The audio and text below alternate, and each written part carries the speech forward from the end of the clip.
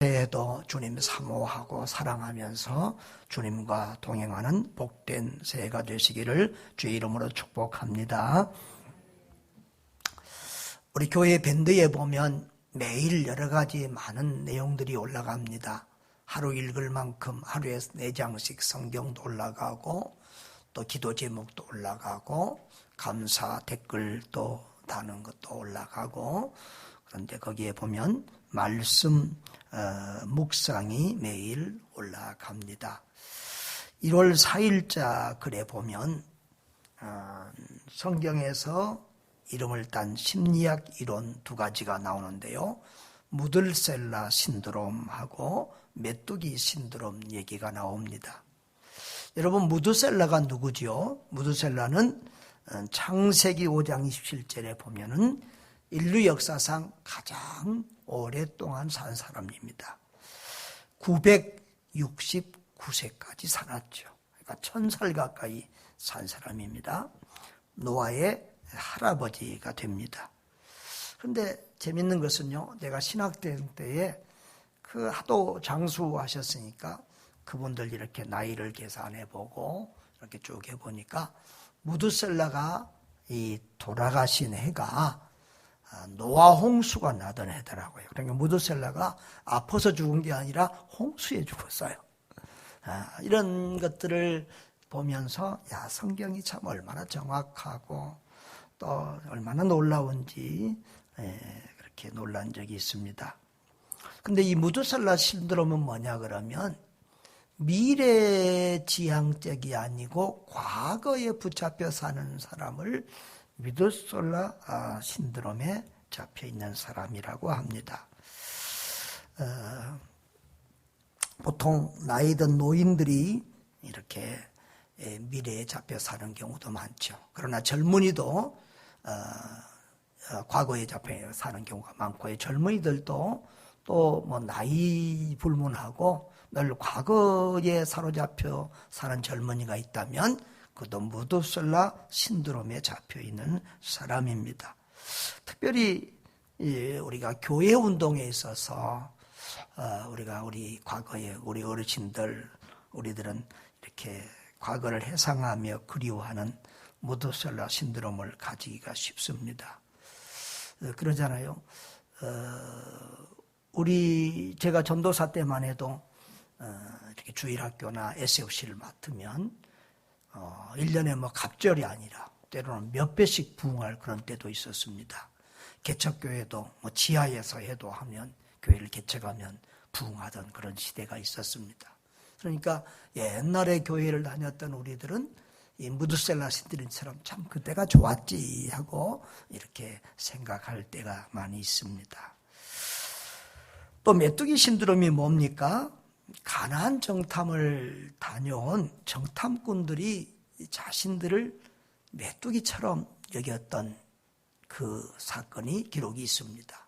상대방은 대단하고 위대하고 크고 나는 보잘것없고 못났고 작다. 그래서 그런 열등의식을 가지는 게 메뚜기 신드롬입니다. 자, 그런데 이 무드셀라 신드롬이나 메뚜기 신드롬은 뭐냐 그러면 공통적으로 사람만 바라보고 환경만 바라보고 하나님을 바라보지 않을 때, 다시 말하면 믿음이 없을 때, 믿음이 연약했을 때 생기는 그런 현상이라는 것입니다. 참 우리는 올해 이렇게 이 무드셀라 신드롬과 메뚜기 신드롬에 빠지기 쉬운 이런 시대를 지나가고 있습니다.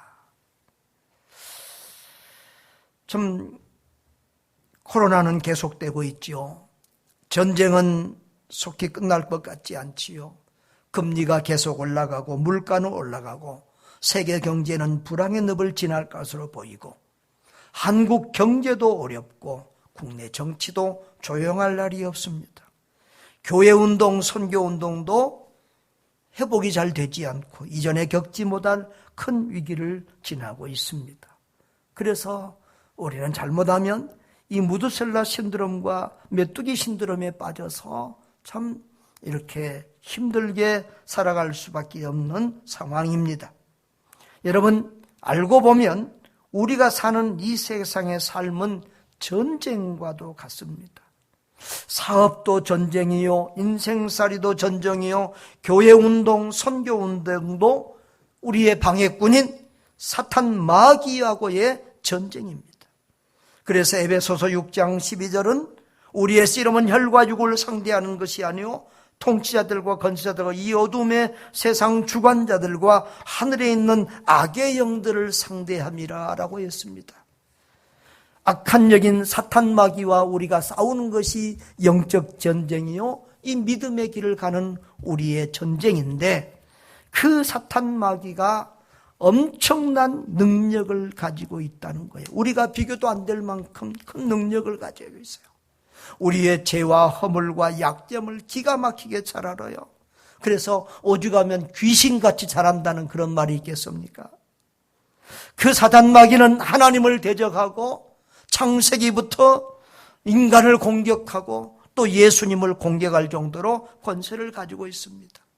공중권세 잡은 자, 세상 권세를 잡고 있는 자입니다. 때로는 하늘에서 불도 내립니다. 이런 사탄의 권세와 우리가 어떻게 싸워 이길 수가 있겠습니까? 어떻게 하면 이 험난한 인생길을 올해도 헤쳐나가며 승리의 삶을 살 수가 있을까요? 새해를 맞이하는 우리에게는 기대감과 두려움이 교차합니다. 그런데 올해 같은 해는 기대보다는 두려움이 더 크다고 할 수 있겠죠. 그러나 어떤 상황이 있을지라도, 사탄 마귀가 어떻게 우리를 공격해 올지라도 하나님께서 우리와 함께하며 도우시기 때문에 우리는 그 하나님으로 인하여 넉넉히 이기고 승리하게 될 줄 믿습니다. 한번 따라합시다. 하나님이면 됩니다. 하나님이면 이깁니다. 오늘 신명기서 20장 1절로 9절은 이 전쟁 승리의 비결을 우리에게 알려주신 말씀입니다. 지난 특별 기도회 때 한번 말씀을 잠깐 드린 적이 있는데 오늘 좀 더 자세히 또 다른 각도에서 한번 보기를 원합니다. 자, 신명기에서 20장 1절을 보면은 우리가 이성의 눈으로 볼 때는 두렵고 불가능해 보이는 일이 많다는 겁니다. 여러분, 전쟁에서 중요한 것은 무기입니다. 전쟁에서 중요한 것은 그 군대의 숫자입니다. 여기 말과 병거는 옛날로 하면은 무기지요. 요즘 우리로 하면은 뭐 비행기, 탱크, 미사일 이런 겁니다. 무기가 상대방이 월등하게 많다는 겁니다. 그리고 여기 백성은 군인 수를 말합니다. 군대가 상대방이 월등하게 많다는 겁니다. 자, 그런데 그럴 때도 이스라엘 백성들에게 두려워하지 말라고 하나님께서 말씀하고 있는 장면입니다. 여러분, 그렇습니다. 전쟁에서는 무기가 중요하고 군인의 숫자가 중요합니다. 그래서 러시아와 우크라이나 전쟁이 일어났을 때도 세계의 전략가들은 한두 달 안에 전쟁이 끝나리라 이렇게 생각을 했습니다. 러시아가 금방 이긴다는 거지요. 그런데 그때 제가 했던 설교를 여러분 기억하십니까? 다윗과 골리앗 싸움을 이야기하며 전쟁은 하나님께 속한 것이다. 승패는 하나님께 달려있다 했던 말을 기억하실 것입니다. 정말 지금 1년 가까이 전쟁이 끌고 있고요. 그리고 오히려 지금은 러시아가 참 휴전을 먼저 신청해야 될 그런 어려운 상황의 코너에 몰리고 있습니다. 여러분, 이렇게 우리 인간의 눈으로 볼 때는 두렵고 불가능해 보이는 세상의 수많은 일들과 고난들이 우리에게 있다는 것입니다. 이 신명기서를 보면은 참 모세의 아픔과 해환이 보이는 곳이 있는데요. 여러분, 이스라엘 백성들이 애굽에서 나왔는데 그 가나안 땅까지 가는 것은 사실이면 금방 갈 수 있어요. 바로 옆 나라잖아요. 금방 가면은 며칠 만에도 걸어서 가고요. 아무리 천천히 가도 한 달이면 너끈히 가는 거리입니다. 그런데 40년을 걸렸잖아요. 그 이유가 무엇이었습니까? 가데스 바네아에서 불신앙의 행동을 한 것 때문이었는데, 자, 그것에 대해서 모세가 회상을 합니다. 이 신명기서는 이스라엘 백성들이 가나안 땅을 점령해 들어가기 전 한두 달 전에, 그러니까 애굽에서 나와서 40년 광야 생활을 하고 그 40년 광야 생활 말미에 모세가 그 40년을 돌아다보고, 그리고 그 출애굽 과정에서 하나님이 주셨던 율법을 다시 한번 가르치고 설명하는 것이 바로 신명기예요. 그래서 신명기서는 모세의 설교 3편이 이렇게 기록이 되고 있는 것입니다. 근데 모세가 그 40년 전의 일을 회상합니다. 그 가데스 바네아에서 저 가나안 땅을 올라가서 치려고 했을 때 신명기 1장 21절에 보면 모세는 그들에게 그렇게 말했습니다. 너희 조상의 하나님 여호와께서 너희에게 이르신 대로 올라가서 차지하라. 두려워하지 말라. 주저하지 말라. 쉽게 말하면 돌격 앞으로 했다는 거예요. 그런데 이스라엘 백성들이 하나같이, 그러니까 뭐 대표들이 와서 했지만은 전체적인 국민들의 의견이 다 거의 다 그래 했습니다. 22절에 보면은 그들이 모세한테 와서 우리가 무작정 올라가는 것보다는 사람들을 먼저 보내서 거기를 정탐해 오게 합시다. 길이 어디로 나 있는지도 알고 성이 어디로 있는지도 알고 그래야 우리가 전쟁을 하지. 아무것도 모르고 무조건 올라가면 됩니까? 응? 요즘에 뭐 피지기면 백전백승이라는 말이 뭐 이렇게 중국 고전 전서에도 나오고 우리가 다 그렇지 않습니까? 상대방을 알고 나를 알면 백전백승한다 이거예요.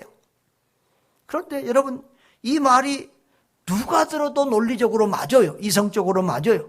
그들은 지금 가나안 땅에 살았던 사람들이 아니에요. 애굽에서 태어나서 애굽에서 종살이하고 지금 가나안 땅을 밟아본 사람이 없어요. 아무도 가나안 땅을 모르는데 누가 어디로 끌고 가서 전쟁을 한다는 말입니까? 그들의 말이 상당히 논리적이고 지혜 있고 맞아요. 누가 봐도 설득력이 있어요. 그래서 심지어는 모세까지도 거기에 넘어갔어요. 자, 신명기서 1장 23절에 보면 뭐라고 그랬어요? 모세가 내가 그 말을 좋게 여겨 그랬어요. 그래서 각 지파에서 한 명씩 12명을 택해서 거기를 정탐해서 오게 했다는 것입니다. 여러분, 정말 우리가 인생을 살아보면 이성적인 사고와 지혜로운 생각이 믿음보다 훨씬 더, 믿음의 말보다도 훨씬 더 설득력이 있고 더 공감 능력이 있을 때가 많아요. 그래서 이 뛰어난 영의 사람, 위대한 믿음의 지도자도 넘어갔다는 거예요. 여러분, 믿음의 말씀은, 하나님의 말씀은 수천 년 전에 기록이 돼 있는데 지금도 그 말씀대로 사는 것이 세상 사람들이 볼 때는 무모하고 무식해 보이기도 해요. 세상 사람들이 볼 때는 예수만 믿으면 구원받습니다. 예수만 믿으면 천국 갑니다. 말씀대로 살면 복을 받습니다. 말씀대로 살면 됩니다라고 하는 이 말이 너무 무모하고 무식해 보여요. 그러나 하나님의 역사는 믿음으로 하나님의 말씀을 붙들고 가는 사람들을 통해서 이루어지고 있고 승리의 역사가 있고 하는 것을 우리는 보고 있습니다. 할렐루야. 자, 그들이 정탐 후에 어떻게 말합니까? 정탐 후에 두 표로 갈라졌잖아요. 2명 여호수아와 갈렙은 올라가서 그 땅을 취하자 능히 이기리라 그랬고요. 또 그런데 민수기 13장 31절 이후를 보면은 그 올라갔던 사람들 중에서 10명은 어떻게 말했어요? 안 된다. 우리는 그 백성을 치지 못하리라. 그들은 우리보다 강하다. 그리고 그 땅을 악평을 했습니다. 그 땅은 거주민을 삼키는 땅이다. 그리고 거기는 신장이 장대한 키가 큰 거인들, 네피림 후손인 아낙 자손들 거인들이 있다. 우리는 스스로 보기에도 메뚜기 같고 그들이 보기에도 그랬을 것이다. 바로 여기가 메뚜기 신앙, 메뚜기 신드롬이 나오는 것입니다. 상대방은 크고 강하고 위대해 보이고 자기들은 못나고 부족해 보였다는 것입니다. 상대방은 위도하고 우리는 메뚜기다. 여러분, 이것이 진정한 겸손일까요? 어거스트는 그런 말을 했죠. 기독교의 가장 중요한 덕목은 첫째도 겸손, 둘째도 겸손, 셋째도 겸손이라고요. 그런데 위장된 겸손, 잘못된 겸손은요, 인생을 망치는 거예요. 무조건 나는 못한다, 나는 부족하다, 나는 못났다 하고 뒤로 빼거나 일을 맡지 않는 것은 겸손이 아니라 불신앙이지요.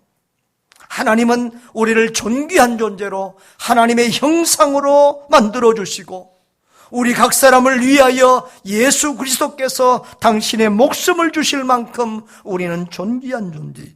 우리가 열등의식을 가지고 사는 것, 나는 못났다고 메뚜기 신드롬을 가지고 사는 것은 바람직하지 않다는 거예요. 그건 불신앙이라는 거예요.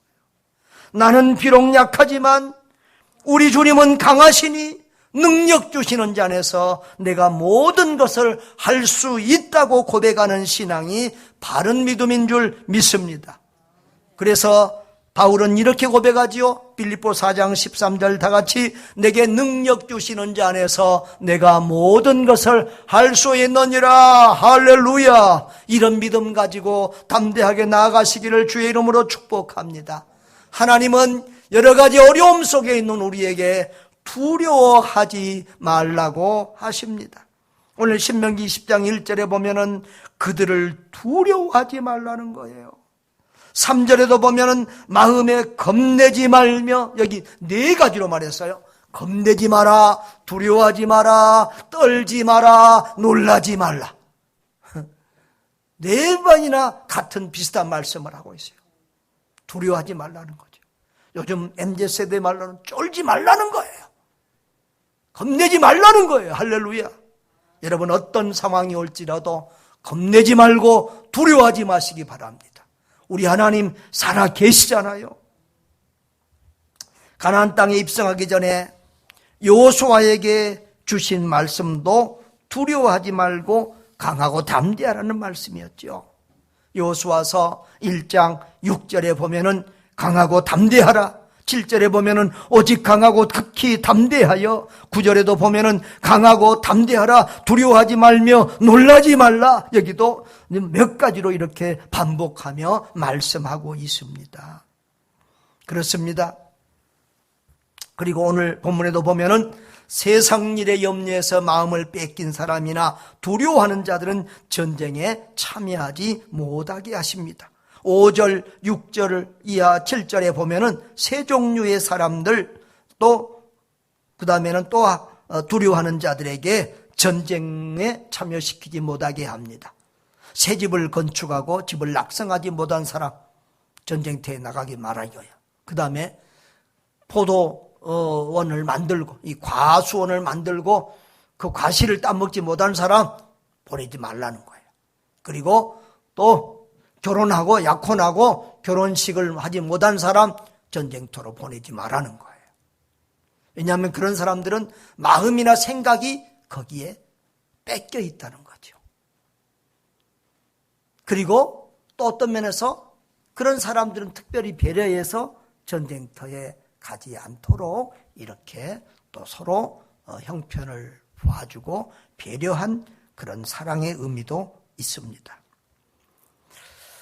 여러분, 우리는 예수 그리스도의 좋은 병사입니다. 그래서 디모데전서 2장 3절에 보면 너는 그리스도 예수의 좋은 병사로 나와 함께 고난을 받아라.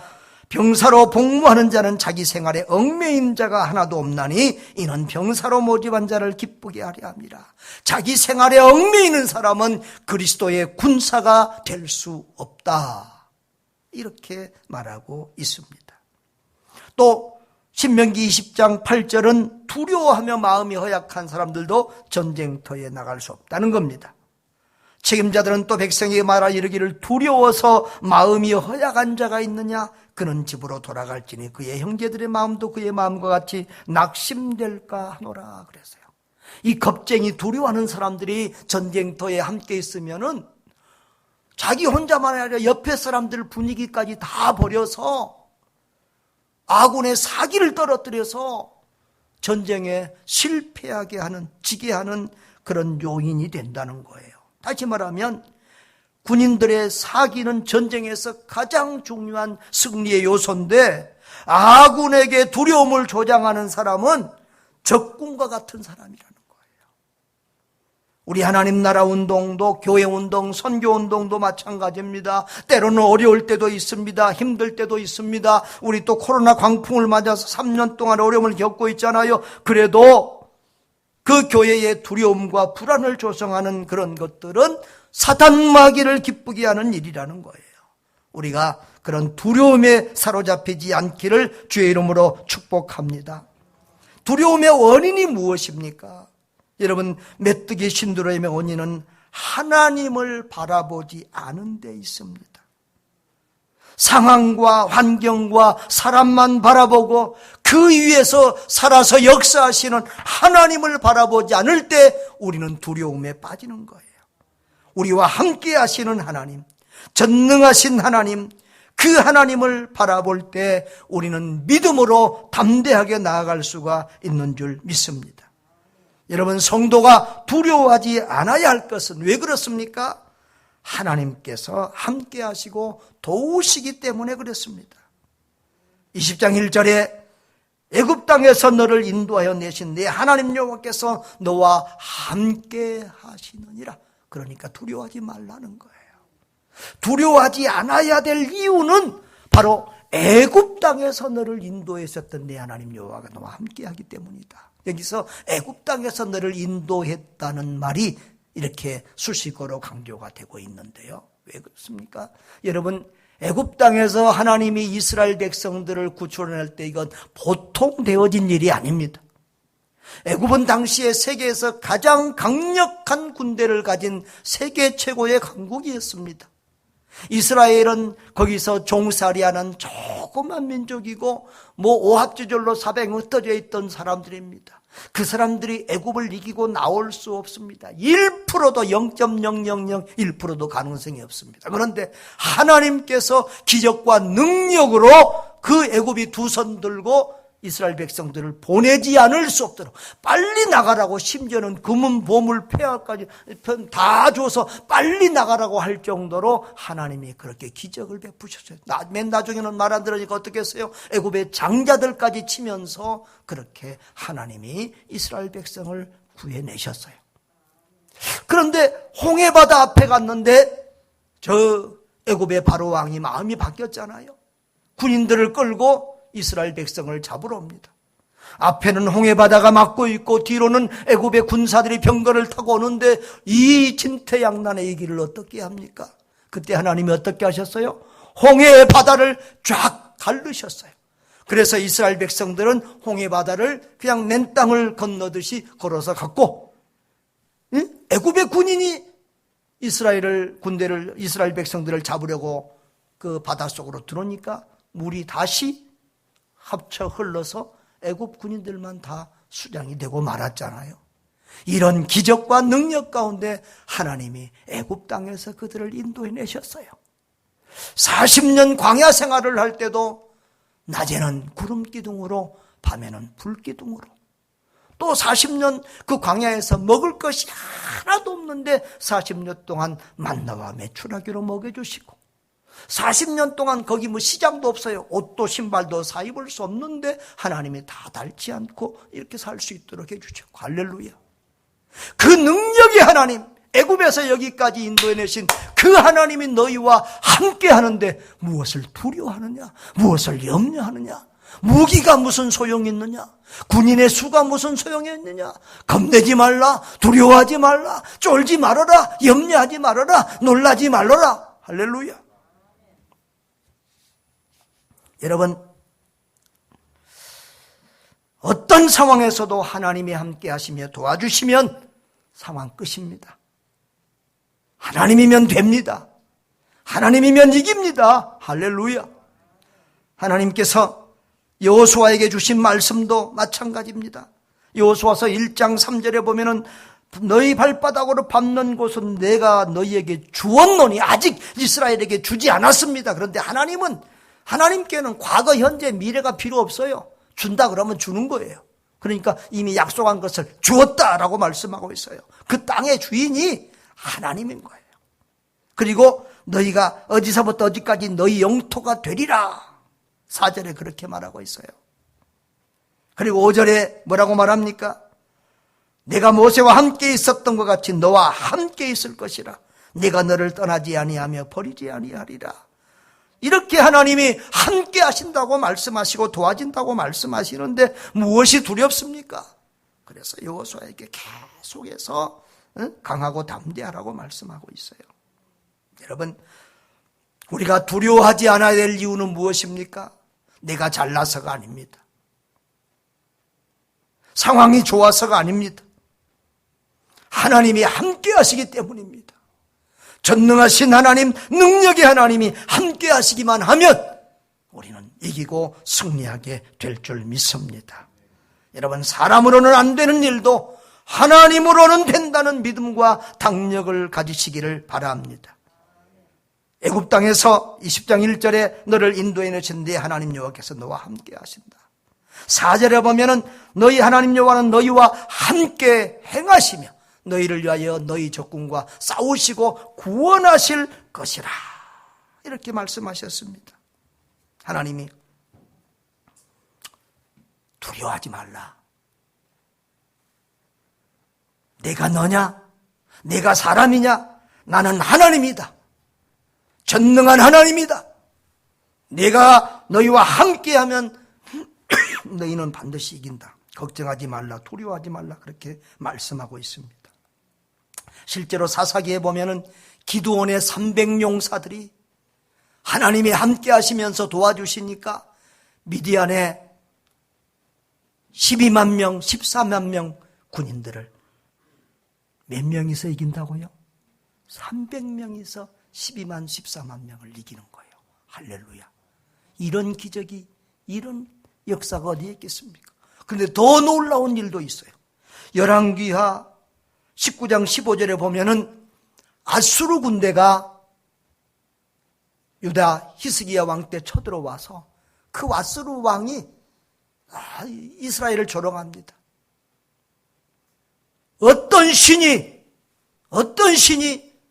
나한테서 자기 백성을 지켜준 그런 신이 있느냐 하면서 하나님을 조롱할 때 그 편지를 히스기야가 받고 그 편지를 하나님의 전에 가서 펼쳐놓고 하나님 앞에 울면서 기도합니다. 그때 하나님이 그 기도를 들어주셔서 뭐 군인 보낼 것도 없고 하나님이 천사를 보내셔서 그날 밤에 18만 5천 명의 아수르군을 멸절시키고 맙니다. 할렐루야. 하나님이 하시면 간단합니다.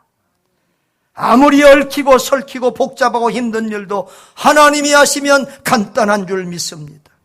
여러분, 루터가 종교개혁을 할 때 얼마나 힘들고 어려운지 말합니다. 그때 그 루터가 그 역경을 이기고 하나님 바라보고 의지하며 불렀던 찬송가가 있습니다. 찬송가 585장 내주는 강한 성이여.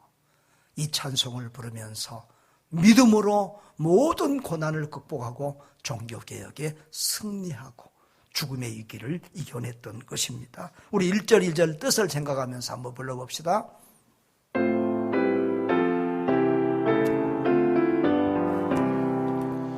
내주는 강한 성이요 방패와 병기 되시니 큰 환난에서 우리를 구하여 내시리로다. 옛 원수 마귀는 이때도 힘을 써 모략과 권세로 무게를 삼으니 천하에 누가 당하랴. 내 힘만 의지할 때는 패할 수밖에 없도다. 이민눈 장수 나와서 날 대신한 이 장수 누군가? 이 장수 누군가? 주 예수 그리스도 만군의 주로다. 당할 자 누구냐? 반드시 이기리로다. 할렐루야. 우리 주님이 우리와 함께 하시며 싸워주시니 우리는 반드시 이길 줄 믿습니다. 여호수아와 갈렙은 그런 믿음과 담력을 가지고 있었습니다. 우리도 그들의 믿음과 담력을 본받을 수 있기를 바랍니다. 민수기 14장 7절을 보면은 이 여호수아와 갈렙이 그렇게 말합니다. 아까 10명의 정탐꾼들의 말과 얼마나 다른지 비교해 봅시다. 우리가 두루다니며 정탐한 땅은 심히 아름다운 땅이다. 여호와께서 우리를 기뻐하시면 우리를 그 땅으로 인도하여 들으시고 그 땅을 우리에게 주시리라. 하나님이 우리를 기뻐하시기만 하면, 왜냐하면 그 땅은 그들의 땅이 아니라 하나님의 주인이라는 거예요. 그래서 그 땅을 하나님이 우리를 그 땅으로 인도해 들으시고 그 땅을 우리에게 주신다는 거예요. 그 땅을 주고 안 주고 어느 민족에게 주고 이건 하나님의 주권에 속해 있다는 거야. 하나님이 알아서 하신다는 거예요. 그러니까 우리는 하나님의 마음에 맞으면 된다. 그래서 9절에서도 다만 여호와를 거역하지 말라. 그 땅 백성을 두려워하지 말라. 그들은 우리의 먹이다. 그들의 보호자는 그들에게서 떠났고 여호와는 우리와 함께 하시느니라. 그들을 두려워하지 말라. 이렇게 몇 번이나 가나안 정복은 무기에 달린 게 아니고 군인에 달린 것도 아니고 우리에게 달린 것도 아니고 하나님 여호와께 달려 있음을 강조하고 있습니다. 여러분, 하나님 없는 맹목적인 성공과 승리를 담당하는 것은, 장담하는 것은 교만이요 오만입니다. 그러나 하나님 때문에 이긴다고 하는 것은 믿음이요 하나님이 주시는 담력인 줄 믿습니다. 저와 여러분에게 이 하나님이 주신 믿음과 담력, 용기가 있기를 주의 이름으로 축복합니다. 다윗에게도 이 믿음과 담력을 보게 됩니다. 다윗이 블레셋 골리앗과 싸울 때의 얘기죠. 사무엘상 17장 45절을 보면 다윗이 블레셋 사람에게 이르되 너는 칼과 창과 단창으로 내게 나오니운거리와. 다시 말하면 뭐예요? 너는 무기를 믿고 지금 나한테 나오지? 네 덩치 믿고 나한테 나오지? 네 전쟁의 경험을 믿고 나한테 나오지? 그런데 나는 너하고 달라. 만군의 여호와의 이름, 너가 지금 모여가고 있는 이스라엘 군대에 하나님의 이름으로 내가 나간다. 그러면서 그 다음에 뭐라고 말하죠? 오늘 여호와께서 너를 내 손에 넘기시리다. 하나님이 너를 내 손에 넘긴다는 거야. 네가 이기고 내가 이기는 것은 하나님께 달려있다는 거예요. 네 목숨은 하나님께 달려있다는 거예요. 할렐루야. 그래서 온 땅으로 오늘 이스라엘에 하나님이 계신 것을 내가 알게 하겠다는 거야. 할렐루야. 그러면서 47절 다 같이 우리 읽어보겠습니다. 이렇게 고백하죠. 다 시작. 또 여호와의 구원하심이 칼과 창에 있지 아니함을 이 무리에게 알게 하리라. 전쟁은 여호와께 속한 것인즉 그가 너희를 우리 손에 넘기시리라. 할렐루야. 전쟁의 승패는 칼과 창에 무기에 달려있는 거 아니고 사람에게 달려있는 거 아니고 하나님께 달려있다는 거예요. 할렐루야. 이렇게 참 이 전쟁이 뭡니까?